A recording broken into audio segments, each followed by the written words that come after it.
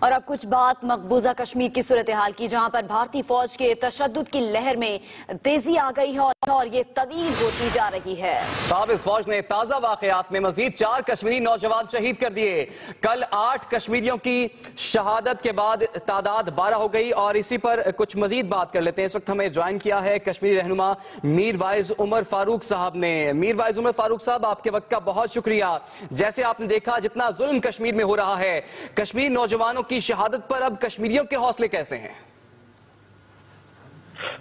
دیکھیے، حوصلے تو بہت ہی زیادہ میں کہوں گا کہ بلند ہیں، کیونکہ ہم یہ جانتے ہیں کہ جو ظلم اور زیادتی یہاں پہ ہو رہی ہے، اس کا ایک ہی مقصد ہے کہ کشمیریوں کی آواز کو دبایا جائے، کشمیریوں کی جو تحریک آزادی ہے اس کو کمزور کیا جائے۔ اور میں سمجھتا ہوں کہ خاص کر یہاں کے جو نوجوان ہیں، کیونکہ یہ تحریک اب نوجوانوں کو منتخب کی ہے، 47 کے بعد سے کشمیریوں کی یہ چوتھی نسل ہے جو آج سڑکوں پہ احتجاج کر رہی ہے، آزادی کی بات کر رہی ہے، آزادی کے نعرے دے رہی ہے۔ اور میں سمجھتا ہوں کہ سب سے اہم بات تو یہ ہے کہ حکومت ہندوستان کے لیے، جو کہ جمہوریت کی بات کرتا ہے، اور یہاں کی جو کٹ پتلی انتظامیہ ہے، ان کے لیے شرم کی بات ہے اور افسوس کی بات ہے کہ جو طریقہ کار ان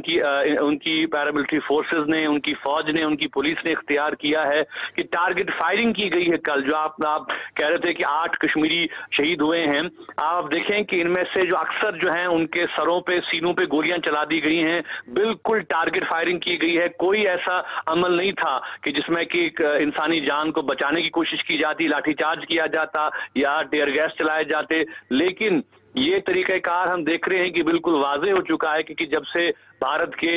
جو ہے یہ فوجی سربراہ جنرل راوت نے بیان دیا کہ ہم کشمیری نوجوانوں کو جو کہ اچھا میر وائز عمر فاروق صاحب، جیسے کہ ہم جانتے ہیں کہ صرف 7% ٹرن آؤٹ رہا، اور گزشتہ 30 برس میں سب سے کم ٹرن آؤٹ ہے۔ 20,000 اہلکاروں کو پولنگ مراکز کی نگرانی کے لیے رکھا گیا تھا۔ کیا ایسے ہوتے ہیں انتخابات، اور آپ سمجھتے ہیں کہ بھارت کے خلاف یہ ریفرینڈم ثابت ہوا ہے؟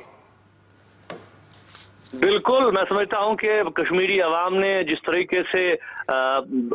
نام نہاد انتخابات کو مسترد کیا ہے اور ایک میسج دیا ہے بھارت کو کہ یہاں کے لوگ انتخابات نہیں، آزادی چاہتے ہیں، یہاں کے لوگ الیکشن نہیں، ریفرینڈم چاہتے ہیں، اور میں سمجھتا ہوں کہ یہ بالکل